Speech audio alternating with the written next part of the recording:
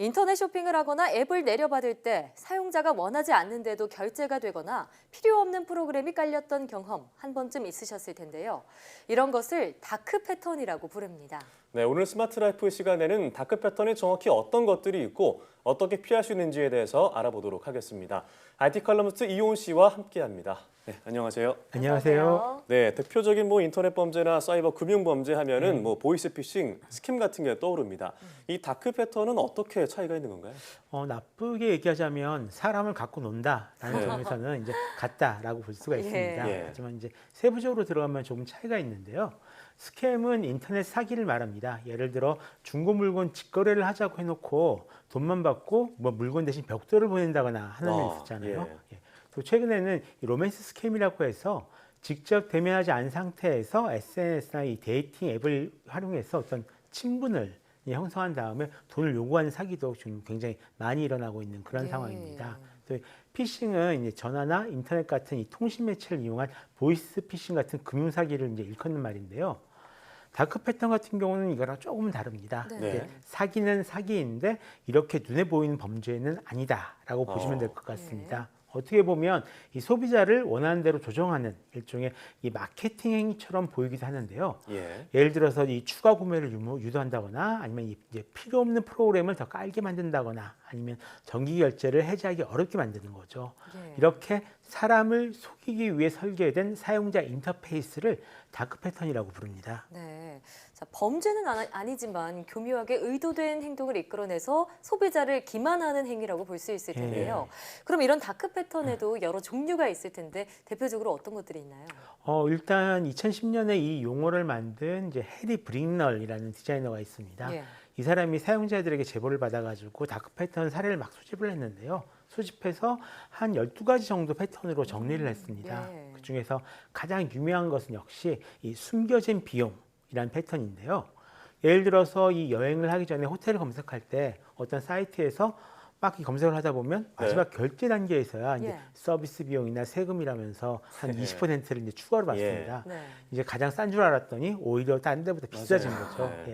또 이제 상품 가격을 비교하다 보면 매우 싼 제품이 보일 때가 있는데요. 이게 운이 좋다라고 생각해서 들어가 보면 배송료가 턱없이 비쌀 때가 있습니다.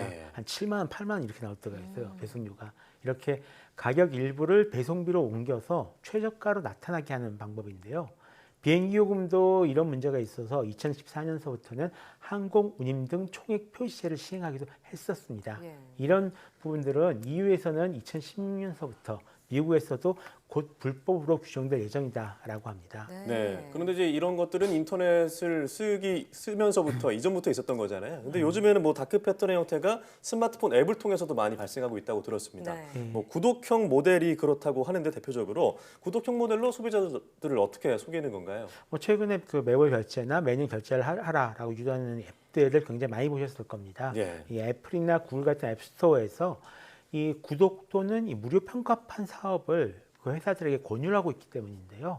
이 한 번 팔고 몇 년간 계속 업데이트하려고 그러면 비용이 좀 많이 들어가잖아요. 그러니까 아예 매달 조금씩 사용료를 내는 이런 사업 모델로 바꾸라라는 거죠. 덤으로 이런 모델을 바꾸면 애플이나 구글 같은 회사가 받는 수익도 올라갑니다. 그래서 최근 몇 년간 이런 앱들이 굉장히 많이 늘어났는데요. 문제가 뭐냐면 이게 무료 평가판을 쓰려고 해도 일단 구독을 해야 되는 경우가 많습니다. 그러니까 일단 신용카드 정보를 먼저 제공을 해야지 앱을 쓸 수가 있는 거죠. 그냥 가입하지 않고 쓸 수도 있는데 또 이런 건 교묘하게 안 보여져요.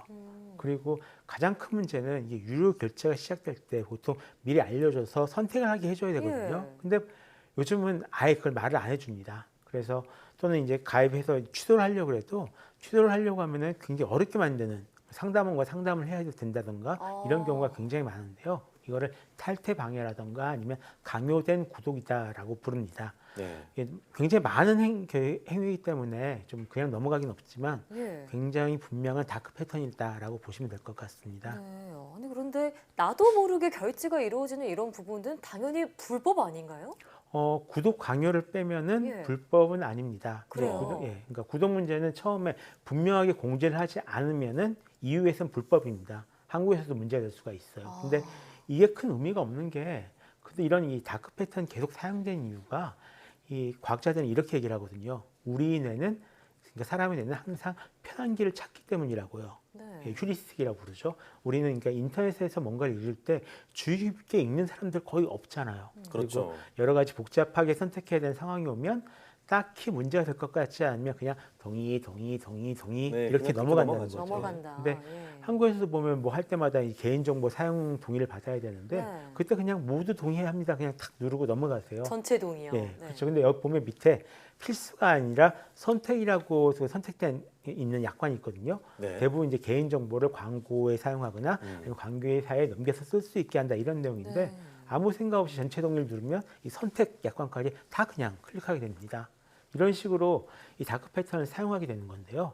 예전에 이 할인 쿠폰 준다고 하면서 뭐 보험사 홍보용으로 개인 정보를 넘기는데 동의했던 이런 것들도 같은 형태의 다크 패턴입니다. 네, 사실 뭐 이런 수법들은 예전부터 사용되던 방법인 것 같은데 최근에 다크 패턴이 다시 화제가 된 이유가 있을까요? 페이스북 덕분이라고 할 수 있습니다. 예. 최근에 다크 패턴이 이렇게 굉장히 민감해진 이유는 정말 페이스북 덕분에 간단하게 앱을 이용해서 개인 정보를 빼돌리고 그 빼돌린 정보로 사람들을 어떤 정치적으로 선동할 수 있다라는 사실이 밝혀졌기 때문인데요. 이 덕분에 이제 미국 같은 경우에는 지금 최근 구글이나 페이스북, 애플, 아마존 이런 데를 바라보는 시선이 굉장히 따갑습니다. 예. 오죽하면 이런 개인정보 유출 행위 자체에 붙여놓은 이름이 프라이버시 주커링이에요. 주커버그 이름을 예, 따서. 주커버그 이름을 따서 아예 약간 그 조롱이나 경멸을 하고 있는 거죠. 예.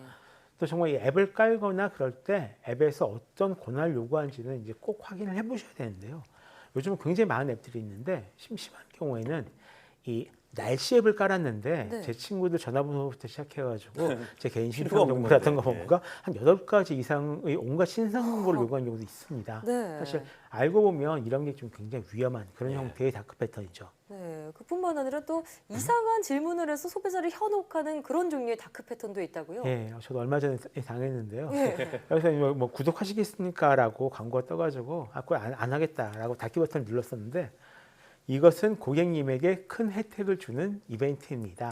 취소하지 않으시겠습니까? 예. 라고 묻는 거예요. 그 무슨 취소하지 질문이죠? 않으시겠습니까? 예. 라고 묻는데 밑에 있는 그 두 개의 버튼도 확인, 취소 나오잖아요. 예. 네. 취소하지 않겠냐고 물었는데 확인을 눌러야 되나 취소를 눌러야 되나 아, 이거 애매하네요. 굉장히 정말. 헷갈려가지고 이런 식으로 이상하게 물으면서 사람들을 자기가 원하는 쪽으로 유도를 하는 이런 행동을 하고 있는 경우가 많습니다. 예. 근데 이 방법을 예전에 마이크로소프트에서 윈도우 10 업그레이드 할 때도 한번 써서 그러니까 위에 있는 X 표시를 누르면 벌써 끈다고 생각하잖아요. 네. 근데 X 표시를 누르면 업데이트가 되게 해버렸어요. 아, 그래서 한번 좀 문제가 됐었던 그런 방법이었고요. 네. 또는 이제 수치스럽거나 불편하게 만드는 질문을 던진 경우도 있습니다. 예를 들어서 개인정보를 내놓기 싫어가지고 특정 기능, 이 안면 인식 기능 같은 경우를 끄는 경우가 있는데요. 이러면 우리는 당신을 제대로 보호할 수 없게 됐는데 정말 이 기능을 끌 것이냐. 당신 이 기능을 끄면 앞을 못 보시는 분들은 당신 사진이 올라와도 당신이 누군지 모르게 된다.